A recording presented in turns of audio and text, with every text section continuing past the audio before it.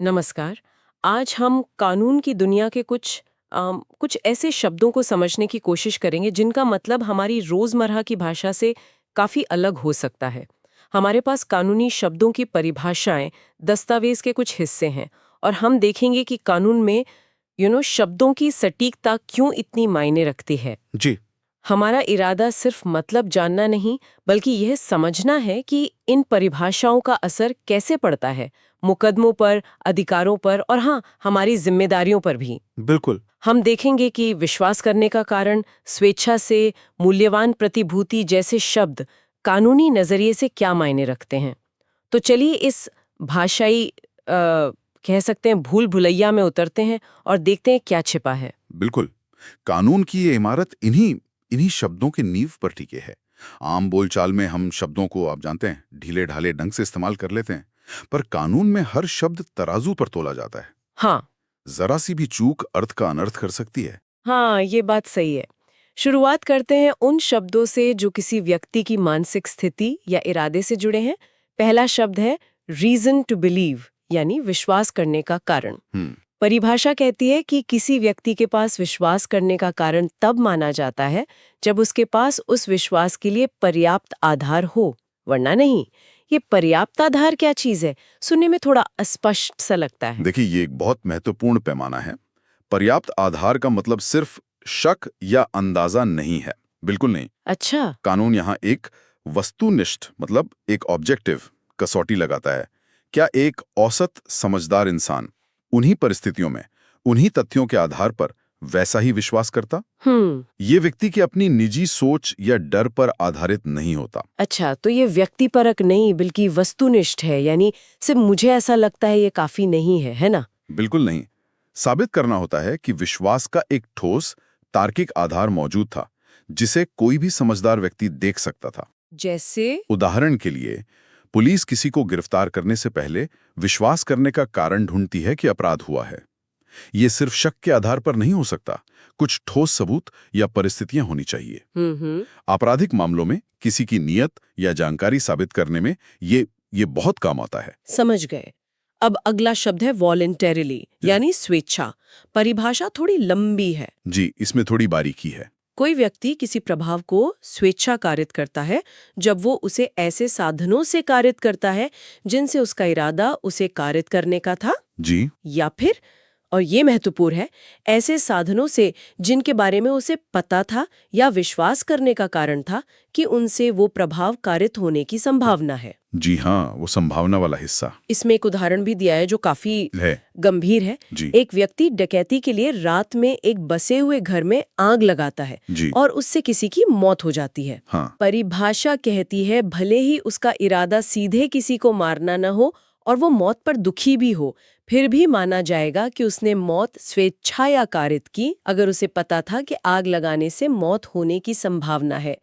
ये तो काफी सख्त व्याख्या है। हाँ, और यहीं आम भाषा और कानूनी भाषा का फर्क साफ दिखता है। रोजमर्रा में स्वेच्छा से का मतलब होता है अपनी मर्जी से, जानबूझकर। हाँ, वही तो। लेकिन कानून में इसका दायरा बड़ा है।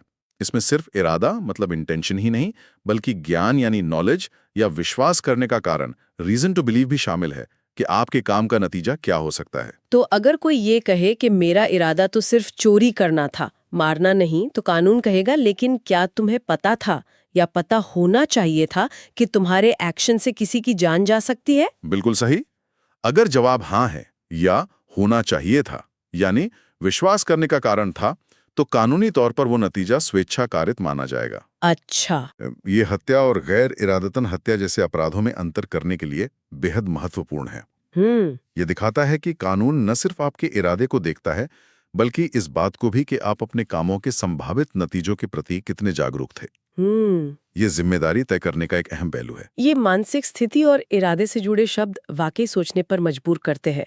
अच्छा, अब आगे बढ़ते हैं और देखते हैं कि कानूनी दस्तावेजों और संपत्ति के बारे में परिभाषाएं क्या कहती हैं। एक शब्द है वैल्यूएबल सिक्योरिटी, जी। मूल्यवान प्रतिभूति। जी। परिभाषा के अनुसार ये एक ऐसा दस्तावेज है या माना जाता है जिससे कोई कानूनी अधिकार बनता है, बढ़ता है, ट्रांसफर होता है, सीमित होता है, खत्म होता है या छोड़ा जाता है, या जिससे कोई व्यक्ति मानता है कि वो कानूनी देनदारी के तहत है या उसका कोई कानूनी अधिकार नहीं है। परिभाषा थोड़ी जटिल है। हाँ, थोड़ी शब्दावली इसमें। लेकिन उदाहरण से शायद बात साफ हो। उदाहरण दिया है कि एक विनिमय पत्र, मतलब बिल ऑफ एक्सचेंज के पीछे अपना नाम लिखता है, एंडोर्समेंट। हाँ, एंडोर्समेंट। इससे बिल का अधिकार किसी भी वैध धारक को मिल सकता है। इसलिए ये हस्ताक्षर या पृष्ठांकन एक मूल्यवान प्रतिभूति है। तो मतलब कोई भी कागज जिस पर हस्ताक्षर करने से कानूनी हक बदल जाए, ऐसा कुछ? काफी हद तक, हाँ। इस परिभाषा का निचोड़ यही है कि दस्तावेज की शक्ल सूरत से ज्यादा महत्वपूर्ण उसका कानूनी प्रभाव है। वो दस्तावेज क्या करता है, क्या असर डालता है। हाँ, क्या वो कानूनी अधिकारों या दायित्वों में कोई बदलाव लाता है? अगर हाँ, तो वो मूल्यवान प्रतिभूति हो सकता है। इसमें चेक, बॉन्ड, स्टॉक सर्टिफिकेट, जमीन के कागजात, प्रॉमिसरी नोट, यहाँ तक कि कोई अनुबंध भी आ सकता है। यानी एक रसीद जिस पर लिखा हो पूरा भुगतान प्राप्त हुआ भी इस श्रेणी में आ सकती है, क्योंकि वो देनदारी खत्म होने का सबूत है। बिल्कुल। अगर वो रसीद कानूनी तौर पर देनदारी खत्म करने का प्रभाव रखती है, तो वो मूल्यवान प्रतिभूति मानी जा सकती है। अच्छा, ये सिर्फ कागज के टुकड़े नहीं है, ये कानूनी हकों के प्रतीक हैं। ठीक है, ये स्पष्ट हुआ। अगला शब्द है विल, वसीयत। हम्म। इसकी परिभाषा तो बहुत सीधी है, कोई भी वसीयती दस्तावेज। हाँ, परिभाषा छोटी है पर इसका मतलब गहरा है। वसीयती दस्तावेज वो होता है जो किसी व्यक्ति की मृत्यु के बाद उसकी इच्छाओं को कानूनी रूप देता है, खासकर संपत्ति के बंटवारे के संबंध में। अच्छा। जरूरी नहीं कि ये किसी खास फॉर्मेट में ही हो, हालांकि कानून कुछ औपचारिकताएं जरूर तय करता है, जैसे गवाहों के हस्ताक्षर वगैरह। मुख्य बात यह है कि ये दस्तावेज बनाने वाले की जिंदगी में प्रभावी नहीं होता, बल्कि उसकी मृत्यु के बाद ही लागू होता है। तो कोई भी लिखा हुआ कागज जिसमें मरने के बाद संपत्ति किसे मिलेगी ये लिखा हो, वो वसीयत माना जा सकता है, बशर्ते कानूनी शर्तें पूरी हों। मोटे तौर पे हाँ, बेशक वसीयत को लेकर बहुत सारे कानूनी नियम और विवाद होते हैं, लेकिन परिभाषा का दायरा यही है, मृत्यु के बाद प्रभावी होने वाला इच्छा पत्र। चलिए अब संपत्ति से जुड़े कुछ और अहम शब्दों को देखते हैं जो अक्सर साथ में आते हैं। रॉन्गफुल गेन, सदोष अभिलाभ, और रॉन्गफुल लॉस, सदोष हानि। जी, ये बहुत महत्वपूर्ण है। परिभाषा कहती है सदोष अभिलाभ मतलब गैर कानूनी तरीकों से ऐसी संपत्ति का लाभ पाना जिसका पाने वाला कानूनी हकदार नहीं है, और सदोष हानि मतलब गैर कानूनी तरीकों से ऐसी संपत्ति का नुकसान होना जिसका खोने वाला कानूनी हकदार था। ये परिभाषाएं संपत्ति से जुड़े लगभग हर अपराध की जड़ में है। चोरी, धोखाधड़ी, गबन, क्रिमिनल ब्रीच ऑफ ट्रस्ट। हाँ, इनमें दो बातें कुंजी हैं। पहला, तरीका गैर कानूनी होना चाहिए, और दूसरा, संपत्ति पर कानूनी हक का सवाल। ठीक है। अगर आपने कोई चीज हासिल की है जिसके आप हकदार नहीं हैं और तरीका गलत था, तो वो सदोष अभिलाभ है। अगर आपसे कोई चीज गलत तरीके से छीन ली गई है जिसके आप हकदार थे, तो वो सदोष हानि है। इसमें एक और दिलचस्प बात जोड़ी गई है, गेनिंग रॉन्गफुली, सदोष अभिलाभ प्राप्त करना, और लूजिंग रॉन्गफुली, सदोष हानि उठाना। हाँ, ये विस्तार महत्वपूर्ण है।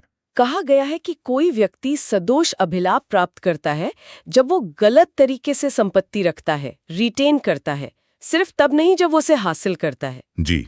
इसी तरह सदोष हानि उठाता है जब उसे संपत्ति से गलत तरीके से बाहर रखा जाता है, केप्ट आउट, सिर्फ तब नहीं जब उसे संपत्ति छीनी जाते हैं। इसका क्या मतलब हुआ? इसका मतलब है कि गलत काम सिर्फ एक बार का कृत्य नहीं है, बल्कि जब तक वो स्थिति बनी रहती है, वो गलत काम जारी रहता है। अच्छा। मान लीजिए किसी ने चोरी की साइकिल अपने गैराज में छिपा रखी है।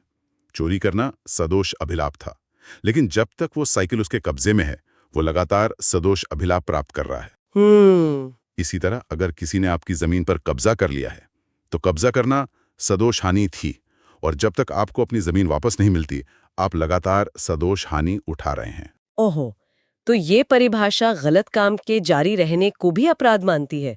ये तो काफी दूरगामी सोच है। बिल्कुल, ये सुनिश्चित करता है कि गलत तरीके से हासिल की गई संपत्ति को रखना भी उतना ही गलत है जितना उसे हासिल करना।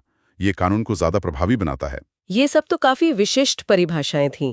अब कुछ ऐसी हैं जो थोड़ी सामान्य या अलग श्रेणियों की लगती हैं, जैसे स्पेशल लॉ, विशेष कानून। परिभाषा है किसी विशेष विषय पर लागू होने वाला कानून। हाँ, ये सामान्य कानून जैसे भारतीय न्याय संहिता या नागरिक प्रक्रिया संहिता से अलग होते हैं। विशेष कानून किसी खास मुद्दे, क्षेत्र या लोगों के समूह के लिए बनाए जाते हैं। जैसे पॉक्सो एक्ट बच्चों के यौन शोषण से संबंधित एक विशेष कानून है, या पर्यावरण संरक्षण अधिनियम एक विशेष कानून है। इनमें अक्सर सामान्य कानून से हटकर प्रक्रियाएं, सजाएं या परिभाषाएं हो सकती हैं। ये किसी खास समस्या से निपटने के लिए बनाए जाते हैं। समझ गया, यानी ये खास जरूरत के लिए बने कानून है। अगला है वेसल, जलयान। परिभाषा, मनुष्यों या संपत्ति के पानी द्वारा परिवहन के लिए बनाई गई कोई भी चीज। ये तो काफी सीधी लगती है। हाँ, ये परिभाषा बहुत व्यापक है। इसमें छोटी कश्ती से लेकर बड़े मालवाहक जहाज, यात्री क्रूज, यहाँ तक कि शायद तैरने वाले प्लेटफॉर्म भी आ सकते हैं, अगर उनका उद्देश्य परिवहन हो। अच्छा। समुद्री कानून या नदियों से जुड़े मामलों, दुर्घटनाओं, प्रदूषण आदि में ये परिभाषा महत्वपूर्ण हो जाती है कि किस चीज को जलयान माना जाएगा। और फिर है वुमन, महिला परिभाषा, किसी भी उम्र की मादा इंसान। ये परिभाषा भी सीधी, स्पष्ट और सबसे जरूरी समावेशी है। इंक्लूसिव। हाँ, उम्र का कोई बंधन नहीं है। नवजात बच्ची से लेकर वयोवृद्ध स्त्री तक सभी कानून की नजर में महिला हैं। ये उन कानूनों के दायरे को स्पष्ट करता है जो महिलाओं की सुरक्षा या उनके अधिकारों से जुड़े हैं, जैसे घरेलू हिंसा कानून या कार्यस्थल पर यौन उत्पीड़न के खिलाफ कानून। इसमें कोई अस्पष्टता नहीं छोड़ी गई है। ये बात ध्यान देने लायक है कि परिभाषा कितनी सरल रखी गई है।